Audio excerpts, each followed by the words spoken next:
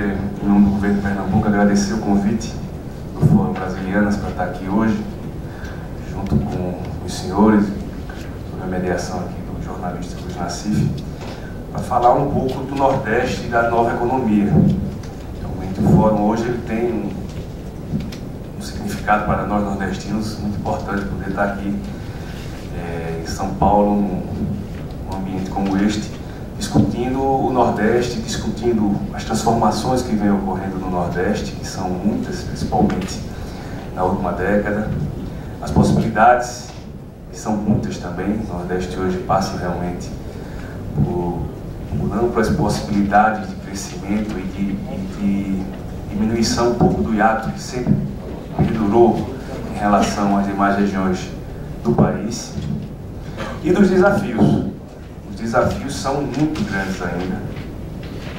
Muita coisa temos que trabalhar, planejar e se desenvolver.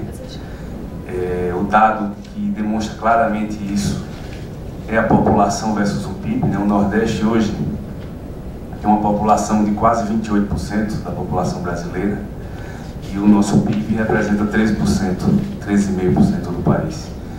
Então, esse ato e essas questões que precisam ser realmente sempre discutidas, sempre trabalhadas, e os governantes, principalmente os governantes do Nordeste, eles têm também um dever de casa muito grande para fazer, para que a região possa realmente superar os desafios que ainda persistem e avançar cada vez mais. Avançou-se muito em termos de alfabetização, em termos de mortalidade infantil, mas persiste ainda indicadores muito ruins. 51% da população recebe até um salário mínimo da região, é um dado ainda muito alto em relação às outras regiões. A taxa de analfabetismo encontra-se em 17%, enquanto o Brasil em 2010 era 9%. O emprego cresce, outras oportunidades vão acontecendo, mas muita coisa ainda precisa ser trabalhada. O que a gente se propõe aqui na apresentação, que o governador me incumbiu de fazer, em virtude da impossibilidade de estar aqui hoje, é falarmos um pouco da história, de como isso ocorreu, né? Como chegamos a estar aqui hoje discutindo o papel do Nordeste. Então, a força do Nordeste na construção do novo Brasil. A gente vai para o gráfico aí do índice de crescimento do PIB do Nordeste, a gente vê algumas coisas bem similares dentro de um contexto nacional, né? Tivemos aí a década de 40, de 50, um início de um crescimento maior que ocorreu também no país. Tivemos uma década de 70 aí com o Nordeste também acompanhando o milagre brasileiro. Uma década de 80 com percentuais de crescimento ínfimos. 90 com algum avanço em termos institucionais, mas em termos de crescimento muito pouco. E a última década que realmente retoma aí um patamar diferenciado para o Nordeste. Quando a gente vai ver o que ocorreu, década de 40 e 50, crescimentos aí de 3,2 na década de 40 do PIB nordestino e de 5,8 do PIB na década de 50. Na verdade, foi o início da industrialização do país como um todo, né? Tivemos um plano de metas do governo JK, que foi muito importante para a gente avançar na questão da industrialização restringida que tínhamos até aquela época, para o início de uma industrialização mais pesada, uma indústria de transformação. E no fim dessa década, em 1959, podemos dizer que iniciou-se uma semente e um olhar diferenciado, nesse caso, para os desequilíbrios regionais, que foi a criação da SUDEM, onde tivemos a honra de ter o primeiro superintendente, o Celso Furtado. A década de 60 já foi uma década em virtude da passagem do governo para Brasília, um desenvolvimento maior na região do Centro-Oeste, mas tivemos um golpe militar e uma crise econômica oriunda do baixo crescimento que o país passou durante toda essa década, e uma alta inflação. Então tivemos um plano de ação do governo, né, o PAEG, e se restringiu ao combater a inflação e algumas reformas institucionais. Mas essa década, em relação ao Nordeste, ela teve um papel importante em virtude da consolidação e do início da mecanização da questão do sistema FINOL-SUDENE. O SUDENE realmente começou a ter a sua cara na década de 70 e preparou realmente o país para o milagre que ocorreu na década de 70 em termos de crescimento. O milagre brasileiro foi o período realmente de maior prosperidade, né? O Brasil passa a ser a oitava maior economia. Tivemos os 2 PNDs, né, os Planos Nacionais de Desenvolvimento. Aí uma série de empreendimentos, né? Passamos também numa industrialização de consumos duráveis, evidentemente a ter, junto também com bens de capital, com insumos básicos. E o Nordeste cresceu bem, cresceu com taxas de 10,5%. E o sistema FINOL, o SUDENE, com sua formatação, ele conseguiu realmente fazer uma desconcentração nessa questão da industrialização, onde o Nordeste recebeu empreendimentos que fizeram, naquele momento, uma diferença importante na região. A década de 80, como os senhores sabem, já começou com a crise do petróleo, crise da dívida externa, moratória mexicana, questão dos acordos com o FMI, hiperinflação, todos aqueles planos econômicos que foi presenciado, Cruzado, Bresser, Verão, Collor, e um total esgotamento, a gente pode dizer, aí, da capacidade de financiamento do Estado, né? O Estado realmente parou e o Nordeste sofreu muito, não teve um crescimento da ordem de 2,7%, é a década perdida, como muitos dizem, e foi mesmo. Mas tivemos avanços na questão da redemocratização. Realmente iniciou-se o processo de redemocratização e a década de 90 ela teve o grande momento que foi realmente a estabilização econômica, a renegociação da dívida externa, o processo de abertura comercial, o Plano Real, o processo de privatizações, o fortalecimento do sistema financeiro nacional, renegociação das dívidas dos estados, também passou por crises externas, tivemos a questão já no final da década de 90 da desvalorização do real, foi implantadas as políticas de metas inflacionárias, mas em termos de crescimento, de avanço em relação à economia do Nordeste, ficamos no 2%, também um crescimento ínfimo, uma década, como foi de 90. E tivemos, no início já da década, no ano 2002, uma questão que foi muito ruim para o Nordeste. Nós sabíamos e já conhecíamos os problemas que tinham a SUDENE e o sistema FINOL, mas a forma que encontraram de corrigir esses problemas foi com a total o fim desses incentivos e com o fechamento da SUDENE e de outras agências de fomento do Nordeste e do Norte. Então isso realmente pesou para o Nordeste, para os investimentos, e a década de 2000 começou realmente com um novo Brasil, a gente pode dizer assim, um novo Nordeste, mas com muitas questões ainda em aberto para corrigir esses hiatos que há em relação ao nosso desenvolvimento. A década de 2000, ela passa por uma questão de reformas importantes também, podemos dizer assim, a LRF. Tivemos as políticas de proteção social como Bolsa Família, que são políticas importantes para a minimização do problema social nas regiões mais pobres, a valorização do salário mínimo, que também foi uma política muito importante que tivemos nessa última década e continuamos ter. Se formou uma nova classe média, né, com consumo. Os estados conseguiram ter um processo de disciplina fiscal que é fundamental dentro de um processo de estabilização e de responsabilidade. Estamos no processo do PAC, né, com investimentos chegando, mas ainda com muitos problemas de desenvolvimento desses investimentos. E estamos também apresentando, no final da década de 2000, com o início dessa década de 2011, dessas crises, tanto da americana quanto da europeia, que vem realmente, principalmente no ano de 2012, acendendo uma luz vermelha aí. Estamos com um crescimento do país muito baixo, voltando a patamares da década de 90, da década de 80.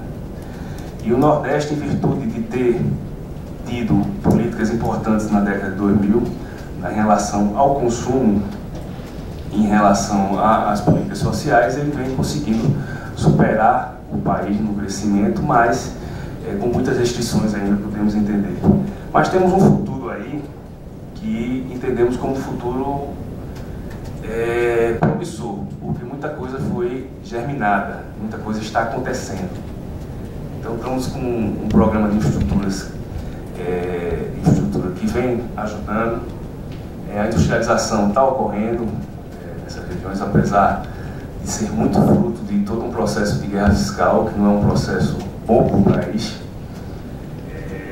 O turismo, a agricultura irrigada também na parte vem avançando.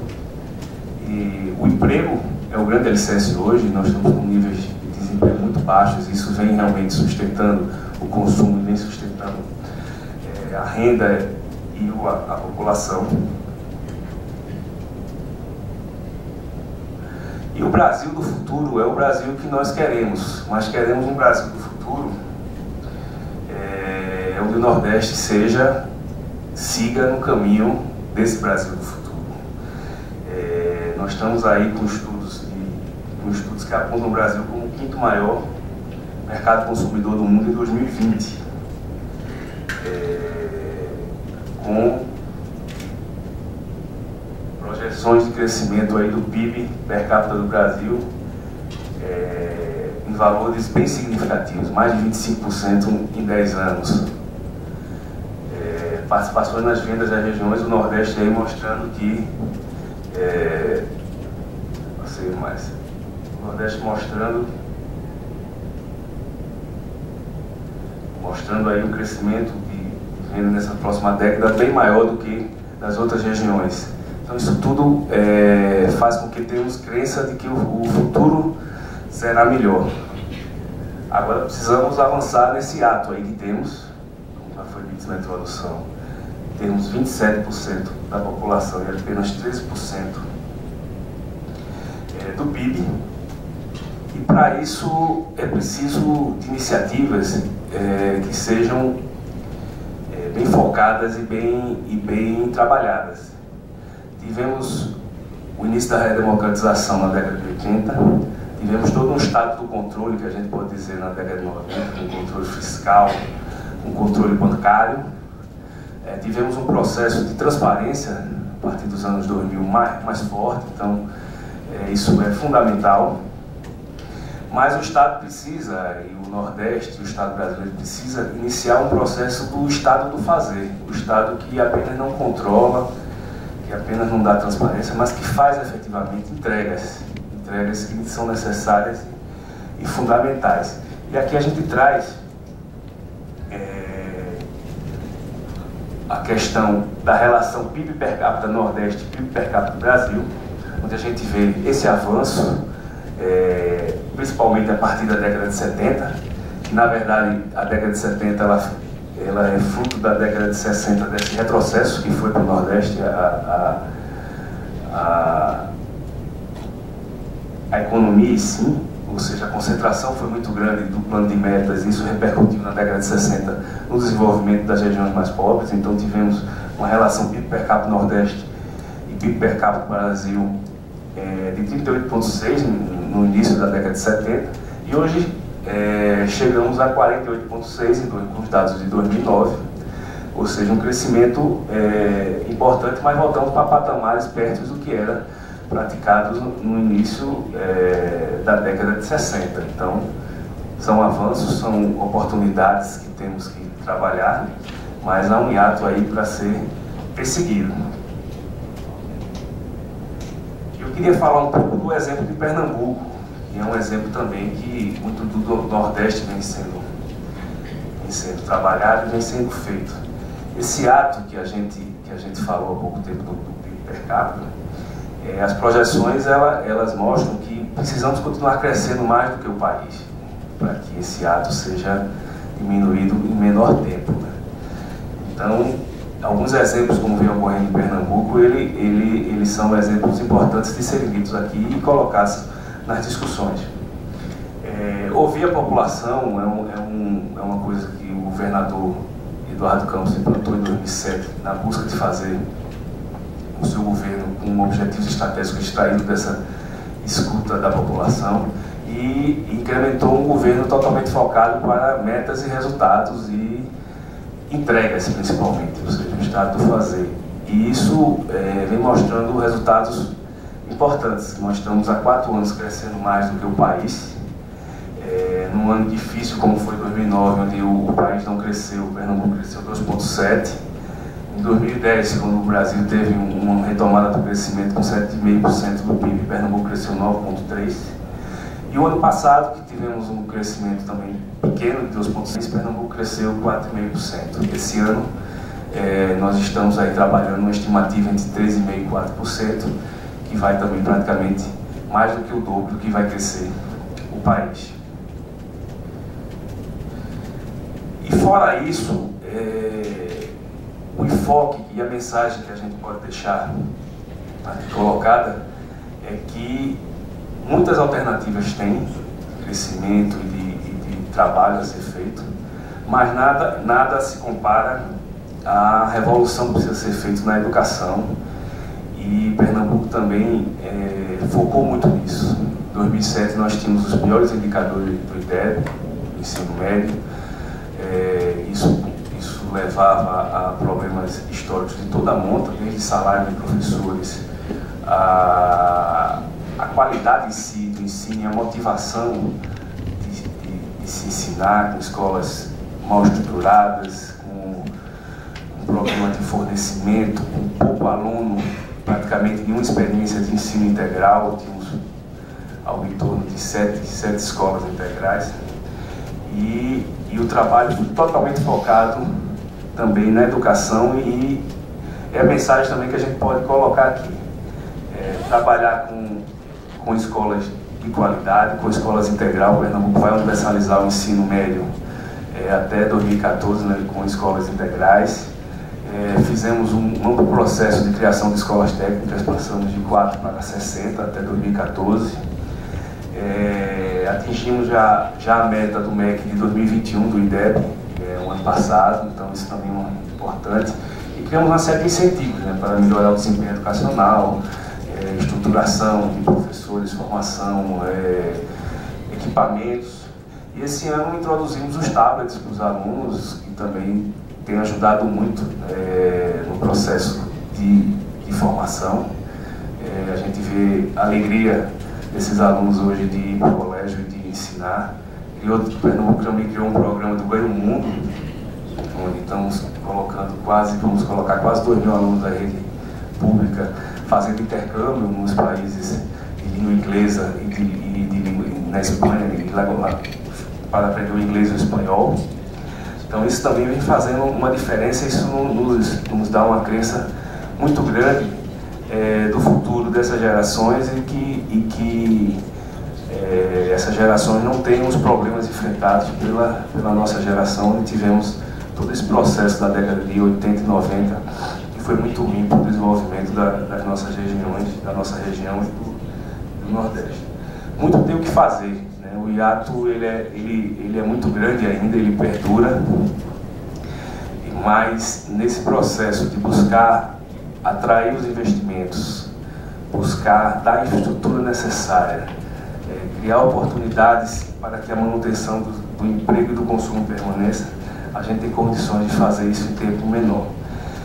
Pernambuco, se continuar crescendo como vem crescendo, 1 ponto percentual, Pernambuco não, Nordeste, 1 ponto percentual acima do país em relação ao PIB, nós temos uma projeção de chegarmos a um PIB per capita em 41 anos igual à média nacional. É muito tempo.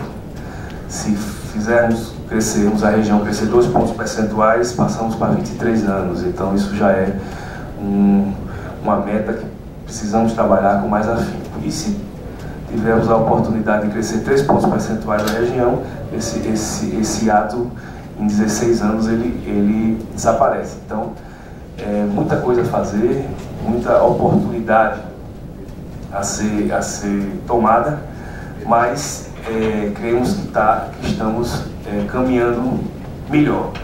E, por fim, eu queria deixar essa frase, que eu acho que ela simboliza bem o que o Nordeste vem passando. Hoje ele realmente deixou de ser um problema para fazer parte da solução do país.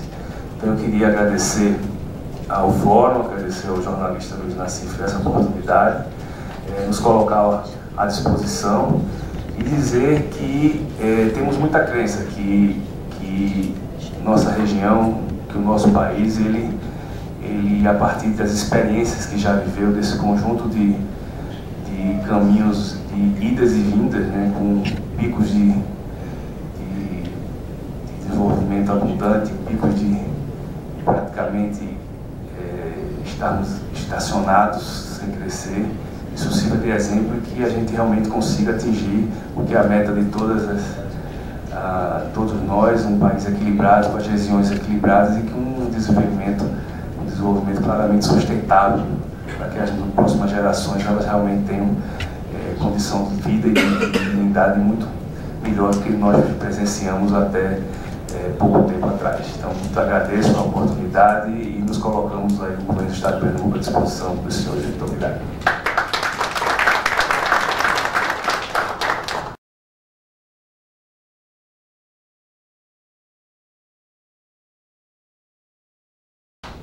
Secretário, nesses estudos, se fosse possível fazer aí uma projeção do que seria o Nordeste de Pernambuco, especificamente em 2020, 2022, qual seria o perfil social e da economia que está sendo procurado? Quais são os setores tradicionais que podem ser fortalecidos? Quais os setores de ponta que podem ser desenvolvidos? O Pernambuco tem conseguido atrair investimentos que realmente vão mudar toda a sua cadeia produtiva, né? Isso vai ser, eu acho que bem explicado mais na frente, mas nós estamos com a refinaria em gestação, isso cria um processo aí de geração de emprego e de logística para o Estado fenomenal. Nós temos uma petroquímica também em gestação, tudo com prazo aí já de início nos próximos anos. Nós temos uma cadeia automobilística chegando a Pernambuco da Fiat. Em 2014 vai iniciar suas operações, que junto com a Ford vai também poder, que já existe na Bahia, vai poder dar um incremento na cadeia de desenvolvimento do Estado. Já temos um setor muito forte em Pernambuco, que é o setor de bebidas, que agrega muito emprego e renda à nossa região, porque bebida é uma coisa que está presente em todas as cidades, em todos os locais. E estamos também com uma cadeia muito importante na questão de alimentos, né? Isso também gera um valor agregado importante. Então, temos realmente conseguido nos últimos anos, principalmente nos últimos 5 anos, alcançar níveis de crescimento e de geração de emprego jamais vistos e que dentro desses investimentos, dessa cadeia que está se formando, é um crescimento claramente que tem sustentação pela característica que eles se formam, né, na cadeia. Está aberto para as questões? Bom, meu nome é Oswaldo. Eu gostaria de fazer uma reflexão, mais ou menos uma linha que você fez, e trazer um pensamento do século XIX, que diz: a vida só pode ser compreendida olhando-se para trás, mas ela só pode ser vivida olhando para frente. Essa frase aí me lembra um pouco o Brasil do primeiro século, da primeira metade do século XX, que a maioria dos escritores que pensavam no Brasil era do Nordeste, de Minas, do Rio. São Paulo dá para contar nos dedos. Vale de Andrade, Oswald de Andrade. Quer dizer, quem pensava o Brasil, até hoje, não é São Paulo. Dentro dessa linha, eu queria comparar o Brasil de hoje, da Constituição para cá, do final do século XIX, do Império para a República, que a gente tem uma mudança. Eu vou pedir, trazer uma ideia do Raimundo Fauro, Os Donos do Poder, que ele coloca, quando veio a República, os primeiros 3 presidentes do Brasil foi de São Paulo: Prudente Moraes, Rodrigues Alves e Campos Salles. Quer dizer, é uma coisa que já vinha da questão do café da década de 70 e de 80, no Império, e que tornou São Paulo o centro financeiro, ultrapassando o Rio de Janeiro. E no início do século XIX, começou, no final dos anos 20, dos anos 30, começou o êxodo do Nordeste para São Paulo. Esse é um processo que durou 8 décadas. Quando está começando a se revertir agora, acho que na década passada, é uma inversão profunda. Quer dizer, uma coisa que começou lá no final dos anos 20, começo dos anos 30, só está começando a ter sinais de mudança agora.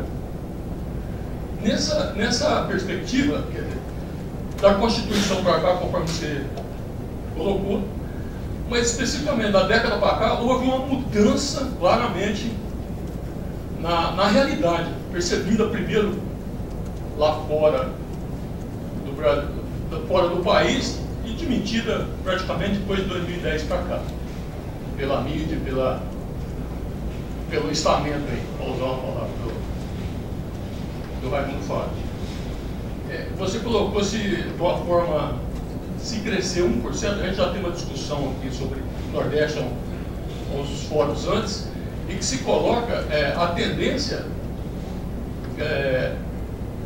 vai demorar, você colocou 40 décadas, como eu achei, 40 anos, eu achei otimista. A tendência que a gente mostrou no seminário anterior que pode durar mais. Eu queria saber qual seria para... Porque o Nascimento também colocou que o Brasil hoje é um país maduro. Eu tenho dúvidas sobre isso. Eu não acredito nisso. Há sinais realmente que a gente está num outro patamar, mas maduro eu não acredito ainda. A gente tem muita... Como é que você vê esses 8 décadas de imigração que está revertendo agora, como é que você vê que pode melhorar, assim, da forma mais concreta o Nordeste como um todo? Porque essa frase ela traz uma série de preconceito que não é a realidade do Brasil do século XIX, do século XX. Quem pensa o Brasil, quem pensou o Brasil, está aí na maioria dos escritores, não é de São Paulo. Eu sou paulista. Bom, o intuito da frase realmente é falar do que a gente pensa para frente, né? E o que a gente vê claramente que hoje em uma região que cresce mais do que as outras, ela claramente está ajudando o todo, né? Porque o país enfrenta alguns problemas estruturais que estão indas e vindas aí sendo trabalhados e sendo enfrentados de maneira tímida em algumas oportunidades e outras não. E a gente vem hoje tendo um olhar especial, realmente tivemos e continuamos tendo, de todos, né? A gente vê as oportunidades que estão aparecendo no Nordeste, não é porque querem ajudar o Nordeste, é porque realmente lá tem potencialidades para o todo, para fazer bem ao todo. E isso que foi colocado. Realmente a gente tem um otimismo, né? Quando a gente faz essas projeções, que aí são os modelos econométricos aí que nos colocam, eu acho 40 anos muito tempo, mas pelo que a gente vê do nosso histórico dos anos passados, crescer um ponto percentual a região Nordeste acima do crescimento do país é um desafio a ser trabalhado. Isso precisa ter o foco o foco e a determinação dos governantes em manter manter esse padrão. Se deixou muito tempo de arrumar maneiras que eu digo assim, a Constituição de 88 ela teve uma vantagem que ela deu realmente a federação, a autonomia para os estados e municípios a partir de geração de receitas de caminhar bem. Só que o modelo ele foi totalmente sendo deturpado, né? Quando a gente vê que hoje os fundos de participação dos estados e dos municípios ele são compostos basicamente por IPI, por imposto de renda, e quando a gente vê que o IPI ele vem a toda maneira sendo utilizado como ferramenta de enfrentamento dos problemas da crise, que a gente também debate internamente, vê a sua importância, mas isso afeta as finanças dos estados, né? As contribuições que são criadas, as sociais principalmente, elas não vão para os estados e para os municípios. Isso nos preocupa, porque isso vai criando uma geração de dependência cada vez maior, de municípios para com os estados e com os estados para com a União. Tivemos na última década, podemos dizer assim, um olhar especial realmente da União em relação às políticas dos estados, do Nordeste, dos municípios. Isso nos faz crer que possibilitou a gente estar hoje com essas oportunidades que nós estamos tendo, mas é preciso realmente ver ainda essas questões, as dependências com os fundos dela ainda existem.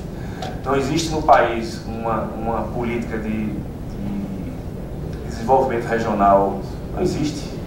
Tivemos alguns cases de sucesso em alguns momentos, mas não temos uma política realmente consolidada. A recriação da Surdene que ocorreu, ela ainda está em processo de gestação e a gente não sabe aonde vai chegar. Então, muitas interrogações ainda persistem, mas nossa crença e nosso intuito é que a gente tem que segurar essas oportunidades como as que temos hoje, que essas oportunidades elas sirvam realmente de ferramentas para que esses 40 anos se concretizem, que sejam verdadeiros. Continuarmos a crescer um ponto percentual, a gente consiga nesse período equilibrar um pouco mais esse nosso país. Uma coisa que muito me chamava a atenção nos anos 70, eu ia para Bahia, depois ia para Pernambuco, e havia uma diferença grande de modelo de desenvolvimento. A Bahia herdou uma tradição de planejamento, aqueles escritórios de planejamento já dos anos 60, Romo de Almeida e tudo. O ACM ele tinha um grupo de tecnocratas muito interessantes, mas o desenvolvimento se baseava no poder político dele perante a ditadura. E eu não consegui entender Pernambuco, como que Pernambuco tinha uma tradição política vasta. Pernambuco é um dos estados fundadores, né, do país, como que não conseguia definir pactos políticos que... Primeiro metrópole do Nordeste. E não permitia criar pactos políticos que dessem um salto. É só que, embora a sua área seja mais econômica, dá um pequeno resumo aí de como se chegou a esse pacto político que permitiu, mesmo sem ter esse acesso ao poder central que tinha a ACM, permitiu essas noções de planejamento, de inovação e de gestão e de o acordo político que transformou o governador lá, talvez, no mais forte governador em seu estado. Realmente temos uma formação de planejamento que ainda é oriunda dos quadros da Surdene, dos quadros da própria Fundação Joaquim Nabuco, que hoje ainda trabalha em prol, ainda tem muita gente boa lá ajudando. A professora Tânia Bacelar continua, na minha visão, o expoente maior que nós temos em relação ao estudo dessas questões. Mas o que eu posso dizer assim, que faz o diferencial hoje, é realmente buscar fazer com que o Estado ele tenha, as coisas tenham um começo, realmente, meio e fim. É a busca realmente de resultados que muita gente interpreta de maneira, às vezes, deturpada, mas ouvimos a população, fizemos um processo grande de todas as 12 regiões do Estado, ouvir os anseios, fizemos objetivos estratégicos muito bem definidos e muito claros.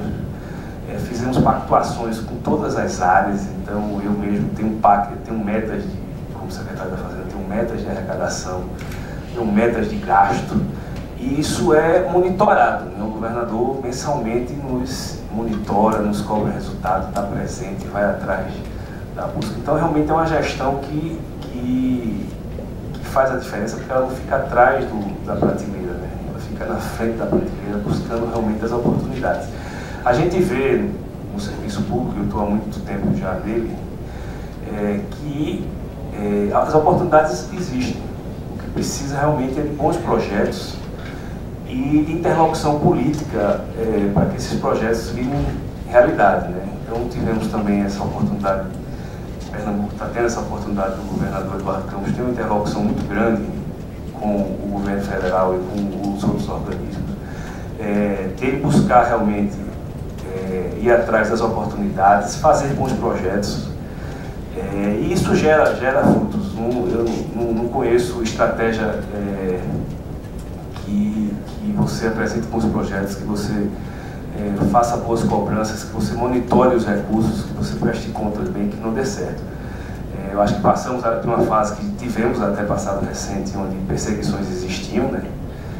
Isso pode ter até feito um pouco de diferença em relação a governos passados, e a Força da Bahia também se deveu não ter sido também ter tido processos de perseguição como nós tivemos em alguns momentos, né? Podemos dizer assim, até pelo fato de em muitos momentos Pernambuco foi oposição aos governos federais que estavam na frente, mas hoje em dia eu creio que a visão mudou também, política, a visão dos gestores que estão ali. A presidente Dilma, claramente, ela quando você chega lá com projetos bons, ela capitaneia esses projetos realmente. Então realmente ter o retorno ao planejamento, buscar a formação de bons quadros e buscar a meritocracia também de quem faz bem feito. Então, Pernambuco também implantou esse sistema até de 14º salário para quem atinge meta. Isso tudo, creio que faz a diferença e faz com que a população entenda um pouco disso. Na verdade, o que o povo quer é resultados e entregas. A forma que isso é feita, ele busca, só se faz isso realmente com gestão e com um foco bem especial nisso aí. E gostaria de fazer uma pergunta a você, que você puxou dois assuntos aí que me intrigam e eu busco muito essa luta, apesar de não ser nordestino, ser carioca e residir há muito tempo no Maranhão, e sinto uma diferença muito grande. A minha luta é água lá, né? E sei que em Pernambuco é a mesma forma, em todo o estado do Nordeste. Tudo o que acontece nos estados do Nordeste, o responsável é o governador do estado. Os prefeitos simplesmente não têm responsabilidade. Os prefeitos recebem os recursos federais constitucionais e não tomam nenhuma providência sobre nada. Vi você mostrar aí que o governador Eduardo Campos vem fazendo um excelente governo, voltado para a educação do ensino médio, quando as prefeituras são responsáveis pelo ensino infantil, que confundem com creche, que são depósitos de crianças, não tem educação. O ensino infantil é responsável pela alfabetização, pelo ensino fundamental, não praticam isso, joga essa responsabilidade toda em cima do governador. O governador de todos os estados nordestinos são responsáveis por tudo, quando sabe-se que a maioria dos estados, esses municípios, eles têm uma arrecadação 6 vezes maior do que o orçamento do governo do estado. Eu queria saber de você, se falta uma fiscalização eficaz do TCU, da Controladoria Geral da União, em cima disso aí, porque dessa forma não há quem possa, porque esses bilhões e bilhões que são destinados a esses municípios do Nordeste não são bem empregados e, na maioria, são desviados. Eu queria que você dissesse em Pernambuco, acontece a mesma coisa, você como secretário da Fazenda do Estado. Bom, a questão municipal, os municípios têm problemas, a gente sabe de toda a ordem, principalmente institucionais. Eles são, muitos deles, geridos ainda de maneira diferente do que poderia ser. Evidentemente, eles têm dependência de recursos.